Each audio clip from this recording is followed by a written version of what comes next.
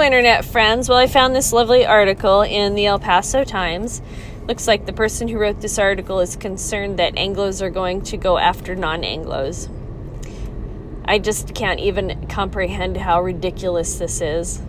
I mean, if people were going to go after the non-Anglos, they would have done it when there was an Anglo majority, not when there's only like an 11.6% minority. That doesn't make any sense. Apparently, the dirt, El Paso, doesn't mean anything to anybody because all they did was leave. They're like, well, if you icky people want to move in here, you can have it.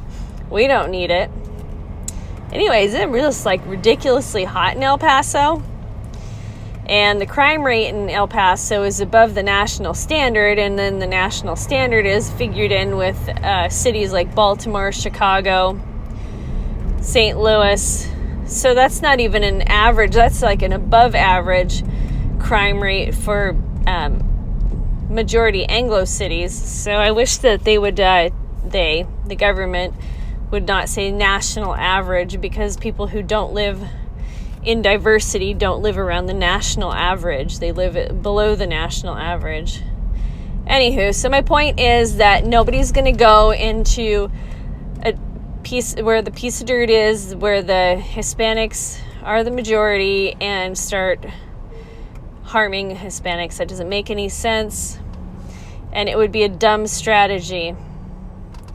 Let's see, and then one other thing that I wanted to talk about was that people on alternative media have a couple of interviews saying that there were 4 shooters. Eyewitnesses are saying there's 4 shooters. I only saw, I think, a couple of women, and they were on several alternative media YouTube sites, and it was the same 2 people in the interviews. It's not like there was like 5 or 6 or 10 or 20 different witnesses interviewed. It was some lady and her daughter, and the way that they were acting was, even though I couldn't understand what one of them was saying, the way that they were acting was not consistent to somebody who had been in a traumatic situation. And I don't know if you've ever been in a traumatic situation or witnessed a traumatic situation. People who survive a traumatic situation, say a car accident or something like that, that's my experiences, like really insane car accidents where I come and I rescue people.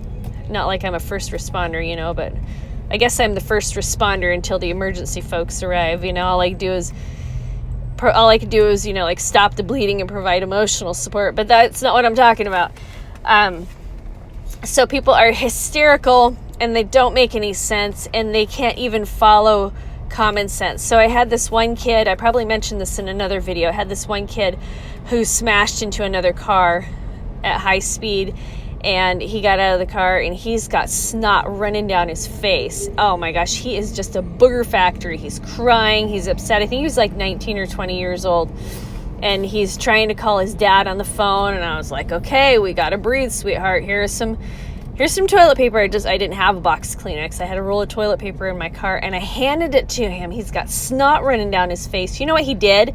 He put the toilet paper in his car and just let the snot continue to run down his face. So that's how disconnected people are when they're in a traumatic situation. Their adrenaline is pumping so hard that they just really can't connect what's going on with their body. I'm not saying everybody is like that, but usually people who are inexperienced with trauma like that or accidents. Anyway, Internet friends, thanks for listening.